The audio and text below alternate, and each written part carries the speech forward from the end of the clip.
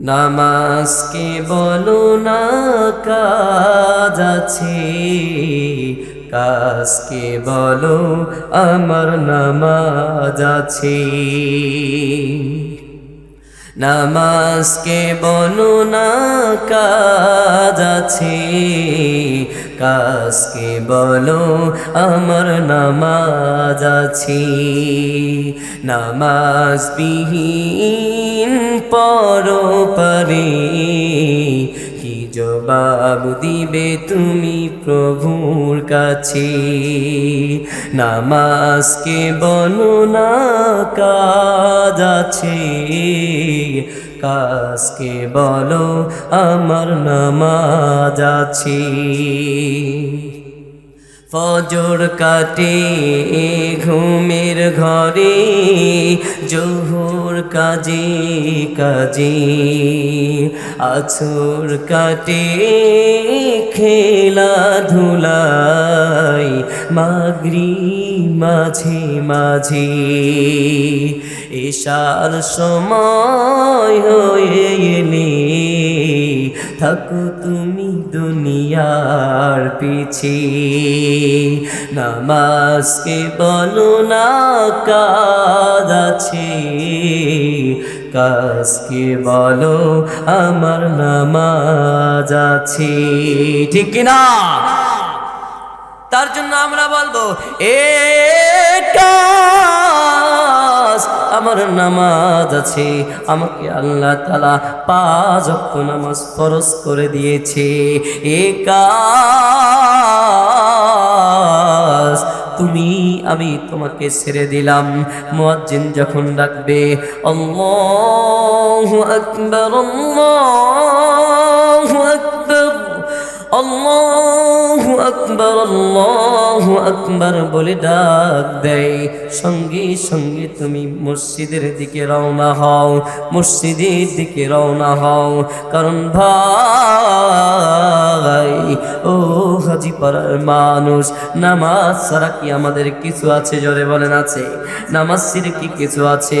না না, নামাজ ছাড়া আমাদের কিছুই নাই। এই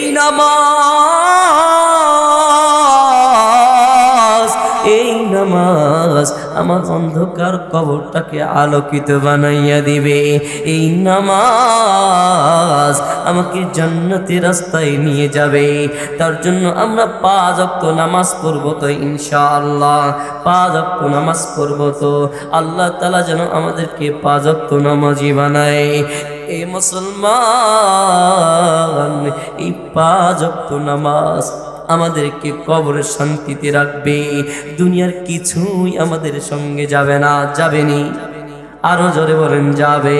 দুনিয়ার কেউ আমার সাথে যাবে না। আফসার আলী হাজী আমাদের কাছ থেকে চলে গেছেন, তিনার ধন সম্পদকে নিয়ে গেছে, না নিয়ে যান নাই, সন্তানদেরকে নিয়ে গেছেন, না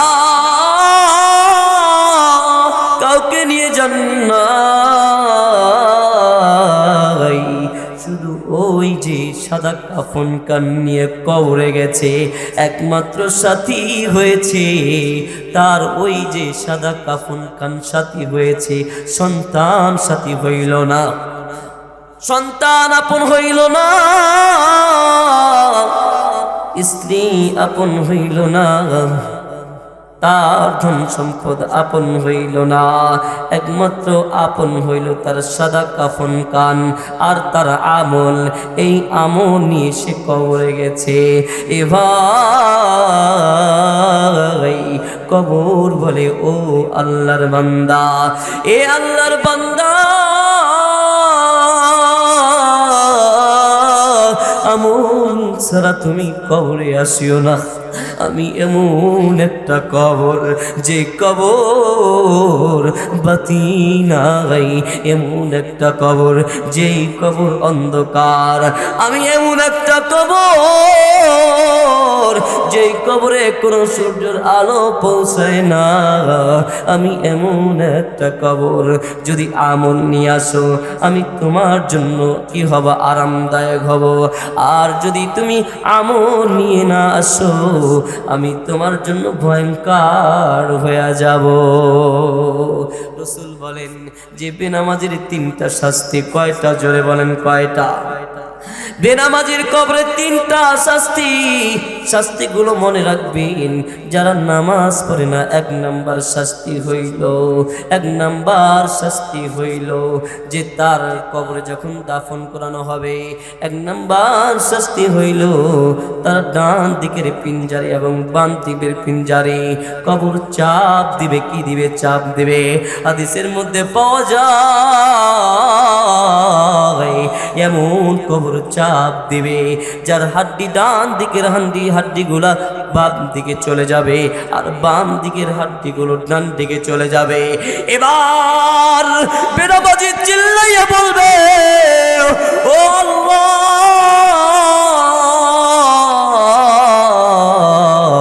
ও মালিক, এত আযাব আমি সহ্য করতে পারছি না।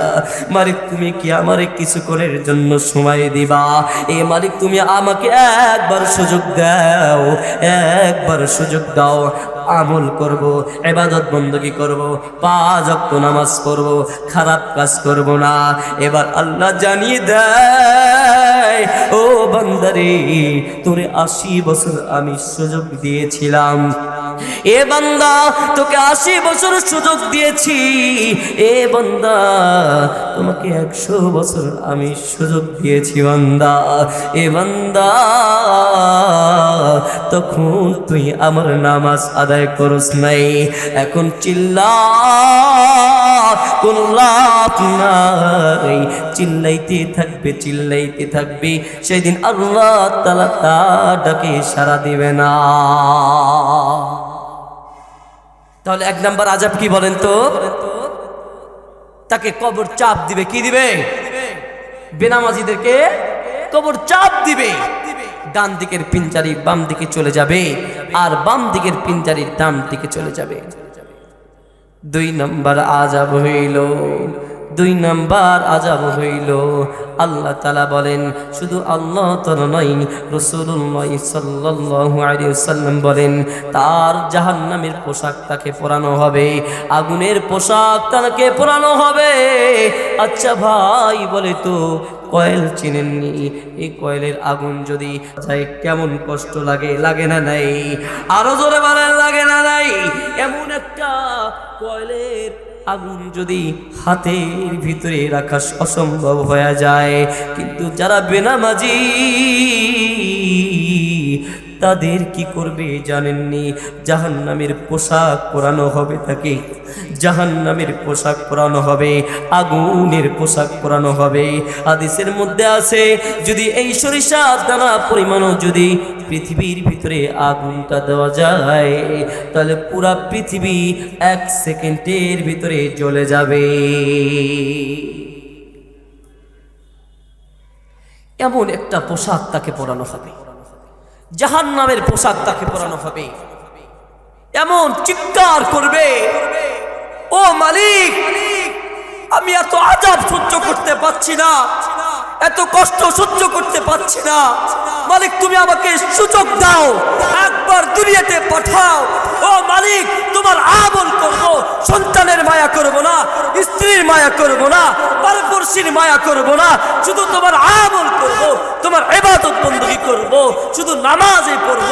মাওলা গাছের নিচে, মাওলা আর বাড়ি ঘর বানাবো না, বিল্ডিং বাড়ি বানাবো না, গাছের নিচে আশ্রয় নিব এবং তোমার আমল করব, তোমার ইবাদত বندگی করব, 1 সেকেন্ডও বাদ দিব না, তোমার জিকির আজগার করব।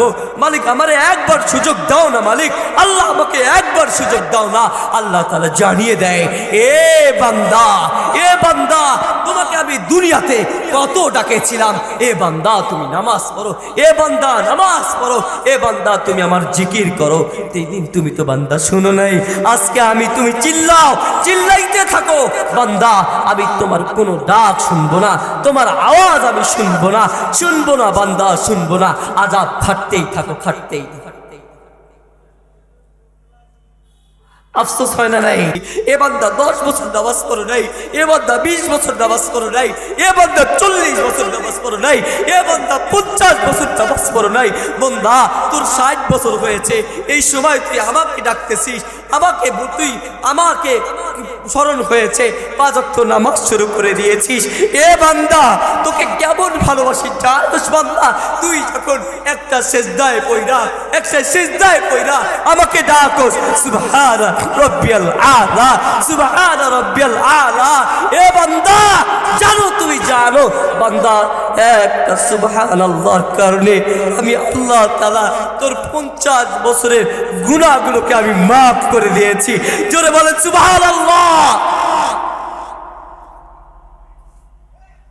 আল্লাহ কত দয়ালু, কত মায়ালু, আল্লাহ কত ভালোবাসে বান্দাদেরকে। আল্লাহ তাআলা বলে, এ বান্দা আমার ইবাদত বندگی কর, এ বান্দা আমার আমল কর, এ বান্দা দুনিয়া কি দুনিয়া, এ বান্দা দুনিয়ার মায়া করিস না বান্দা, দুনিয়ার মোহাব্বত করিস না বান্দা। এ বান্দা, দুনিয়ার মোহাব্বত করলে তুই ধ্বংস হয়ে যাবি, আমাকে পাবি না, আমার জান্নাত পাবি না। এ বান্দা, আমাকে ডাক না। বান্দা, তোকে তো দুনিয়াতে পরীক্ষার জন্য পাঠিয়েছি। এ বান্দা, পরীক্ষার জন্য পাঠিয়েছি। কেন বান্দা আমারে ভুলে গেলি বান্দা? তোকে তো কিছুক্ষণের জন্য কি পাঠিয়েছি। রাসূলুল্লাহ সাল্লাল্লাহু আলাইহি ওয়াসাল্লাম বলেন, আকসিরু যিকরা হাযিমিল লাযাতিল মাউত। এ রাসূল বলেন, এ আমার উম্মতেরা, তোমরা অধিক পরিমাণে মৃত্যুকে স্মরণ করো, কেননা মৃত্যু দুনিয়ার স্বাদকে ধ্বংস করে দেয়। মৃত্যুর কি করো তোমরা? মৃত্যুকে স্মরণ করো, দেখবা দুনিয়ার মায়া ভুলে যাবা, দুনিয়ার মহব্বত ভুলে যাবা। সন্তান, আমার যে সন্তান, আমি মারা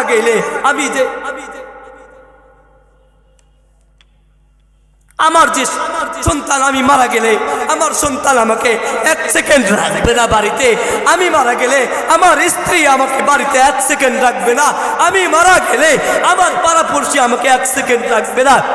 যে মা আমাকে ভালোবাসে, পৃথিবীর সকলের চেয়ে ভালোবাসে, আমি মারা যাওয়ার পরে আমাকে রাখবে না, ওই কবরে দাফন করবে। আমি মারা গেলে আমার বাবা আমাকে 1 সেকেন্ড রাখবে না, দাফন করবে। সরাইয়া দেয়, তাড়াতাড়ি দাফন করো, রাখবে না। তার জন্য ধন সম্পদ কার জন্য করব? মার জন্য, বাবার জন্য, সন্তানের জন্য, স্ত্রীর জন্য, নাতিপুতির জন্য। কার জন্য করব? যেই সন্তান আমাকে আগলায় রাখবে না, যেই সন্তান আমাকে কবরে রাখবে, জঙ্গলের ভিতরে রাখবে, আমি কার জন্য ধন সম্পদ করব? তার জন্য ভাই রাসূল বলেন, হুব্বুদ দুনিয়া রাসুকুল্লি খতিয়া। দুনিয়ার মোহাব্বত সমস্ত গুনাহের। দুনিয়ার মোহাব্বত করবা, তুমি সকল গুনার ভাগীদার হবে। দুনিয়ার মোহাব্বত করা যাবে? আরো জোরে বলেন যাবে? আওয়াজ কম হচ্ছে, আরো জোরে বলেন যাবে? দুনিয়ার মোহাব্বত করা যাবে না। তার জন্য আল্লাহ তাআলা বলেন, ওয়াল মুমিনিনা ওয়াল মুমিনাত। মুমিন পুরুষ এবং মুমিন নারীদের জন্য আমি আল্লাহ তাআলা পুরস্কার রেখেছি। এ বান্দা, মুমিন হয়ে তোমরা কবরে আসো, মুমিন না হয়ে তোমরা কবরে আসিও না। এ বান্দা, যদি মুমিন হয়ে কবরে আসো, আমি আল্লাহ তাআলা তোমাদের জন্য কবরটাকে মওলা আরামদায়ক বানাইয়া দিব। আর যদি তোমরা মুমিন না আসো, আমি আল্লাহ তাআলা কবরটা তোমাদের জন্য ভয়ঙ্কর বানাইয়া দিব। তার জন্য মৃত্যুকে সবসময় স্মরণ করতে হবে। একজন পাগল ছিলেন, বাহালুল পাগল। জোরে বলেন নাম কি? আরো জোরে বলেন কি নাম? বাহালুল পাগল ছিলেন। সাধারণ কোনো পাগল নয়, তিনি ছিলেন আল্লাহ তাআলার পাগল। এমন আল্লাহ তাআলার পাগল ছিলেন, তিনি গোরস্থানে থাকেন। আচ্ছা বলুন তো, ভালো মানুষ কি গোরস্থানে থাকে? আরো জোরে বলেন থাকে না। কিন্তু বাহালুল পাগল গোরস্থানের মধ্যে থাকে। সে গোরস্থানের মানুষের সাথে কেন জানি কথা বলে। একদিন হঠাৎ করে বাদশাহ হারুনুর রশিদ গোরস্থানের পাশ দিয়ে যায়। দেখে বাদশাহ হারুনুর রশিদ দেখে বাহালুল পাগল গোরস্থানে বসে আছে। এবার হারুনুর রশিদ ডাক দিয়ে বলে, এ বাহলুল, তুই আসলে একটা পাগল। পাগল না হলে কি তুই গোরস্থানে থাকতি? কবরস্থানে কেন থাকস? তুই তো একটা বাস্তবে পাগল। এবার হারুন রশিদের প্রশ্নের উত্তর দেয়, এ বাচ্চা হারুন রশিদ, আমি পাগল নই, পাগল হইলা তুমি। আমি পাগল নই, পাগল হইলা তুমি। আর বাচ্চা হারুন রশিদ বলে, এ পাগল, আমি যদি পাগল হইতাম তাহলে কি আমি বাচ্চা হইতাম? আমি তো একজন বাচ্চা, আর তুই পাগল, তার জন্য কি আসিস? তুই গোরস্থানে আছিস, কবরস্থানে আসিস। এ বাহলুল পাগল, এ বাহলুল পাগল, তুই আসলে একটা পাগল। ও বাহলুল পাগল, আপনি আসলে একটা পাগল। এমন তো অবস্থায় বাহলুল পাগল বলে, আমি পাগল নই, আপনি হইলেন পাগল। এবার হারুন রশিদ বলে, আমি আমার মধ্যে কি গুণ দেখলা যে আমারে তুমি পাগল বললা? এবার বাহলুল পাগল বলে, এ হারুন রশিদ, তুমি তো একজন বাদশা, তুমি বাড়ি করেছো, গাড়ি করেছো, আরাম বিছানার মধ্যে শুতে থাকো। এ হারুন রশিদ, আচ্ছা বলো তো, তুমি যখন দুনিয়া থেকে, অন্ধকার দুনিয়া থেকে তোমার রূহটাকে কবজ না হবে, এ বাহলুল পাগল, বাহলুল পাগল বলে, এ হারুন রশিদ, তুমি যখন কি করবা, তোমার রূহটাকে আল্লাহ কবজ করে নিবে, তখন তুমি বলো তো, তুমি কি তোমার ওই আরামদায়ক বাড়িতে থাকবা না কোথায় আসবে?